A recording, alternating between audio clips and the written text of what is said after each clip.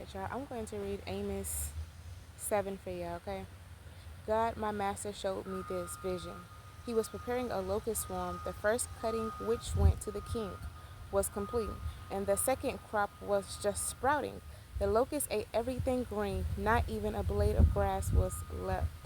I called out, God, my master, excuse me, but what's going to come of Jacob? He's so small. God gave in. It won't happen, he said. God showed me this vision. Oh my God, my master. God was calling up a first storm. It burned up the ocean, then it burned up the promised land. I said, God, my master, hold it, please. What's going to come of Jacob? He's so small. God gave in. All right, this won't happen either. God, my master, said. God showed me this vision. My master was standing beside a wall. In his hand, he held a plumb line. God said to me, what do you see, Amos? A pipeline. Then my master said, look what I've done. I've hung a pipeline in the midst of my people Israel. I've spared them for the last time. This is it. Isaac's sex and religion shrines will be smashed. Israel's unholy shrines will be knocked to pieces. I'm raising my sword against the royal family of Jeroboam, however you say it. Listen, when God put people in your lives, God gave them visions and dreams of why. 2023 in January, God gave me visions of somebody, and it was 3 dreams back to back, days a day apart, and He showed me them good, where they was going, like even death, like they're going down a path of destruction. So therefore, when God give you people that is standing for you, understand it is not easy for them, because like we have our own lives, like, and I love Amos because it's like we didn't ask to be preachers, we didn't ask to be teachers, we didn't ask, like we didn't even know we had the gifts that we had. But as we're changing our lives unto God, you have to understand and be patient with those that are standing. Be patient with those that God have intercessors that's praying for y'all on your behalf. It's like, do you understand how hard it is praying for grown children when we got our own kids? How hard it is getting kids to listen? Like, so understand, like, we're trying to live our lives and be who God is calling us to be. So sometimes it can be frustrating, like Jonah.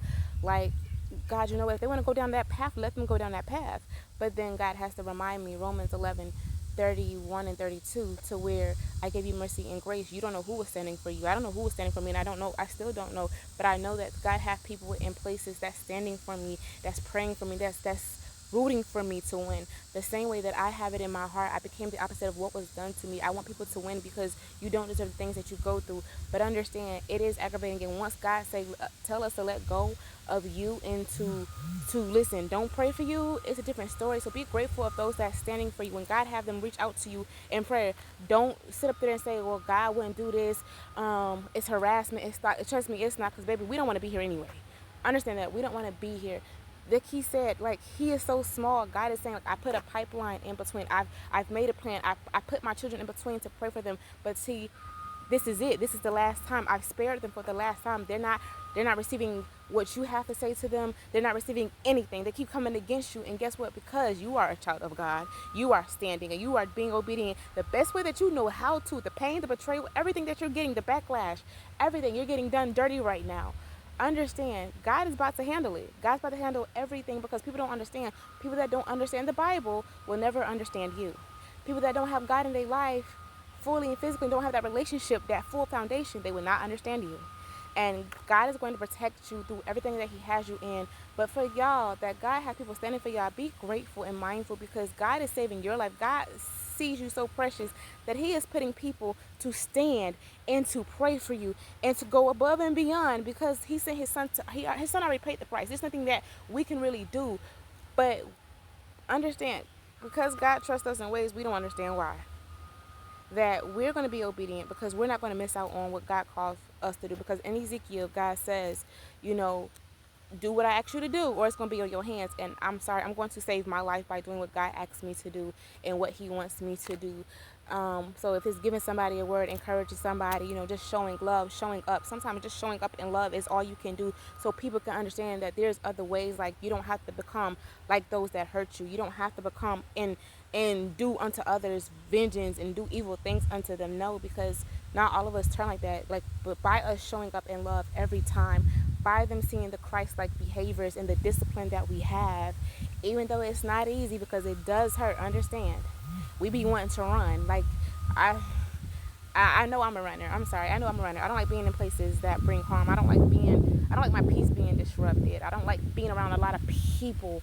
I'm not introverted anymore. I'm extroverted. But at the end of the day, like, I like my peace. Like, if y'all like demons making y'all overwhelmed and destroying what y'all got going on, that's not my thing. But I will do what God asked me to do because I feel like that y'all do need to see that there's something different.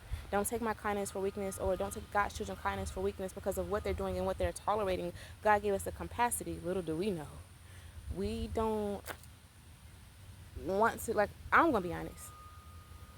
There's so much going on in life, in our personal life, my personal life, that I'm trying to figure out, unlearn, undo. There are some things where I'm like, God, I don't know. Like, I'm in a season sometimes, I don't know. It's good right here, but then it's like, God, I don't know. Learning something new is totally different. Like, you got to really discipline yourself in ways that, if you want to grow, you're gonna have to change some things within you, and it's a fight within self, because the devil will have you thinking that you are your biggest enemy, and we not. So imagine going through life and what we're going through at home, trying to make sure that our family is blameless, trying to get at home together, studying how, you know studying God's order of law and decrees and inserting it into our lives. That is difficult. That is a challenge. That's it seems like it is a lot. It is a lot. So be grateful for those that God used in this season, because while we telling God, please spare them, because listen, you spared us. I know they don't have the right people, or even if they do, if they like, listen, I understand we all grown and we have, our own choices, free will, but God ain't gonna keep sparing you for long, and God's not gonna continue to allow you to hurt his children for long either. So continue just to trust God in everything that he is doing right now.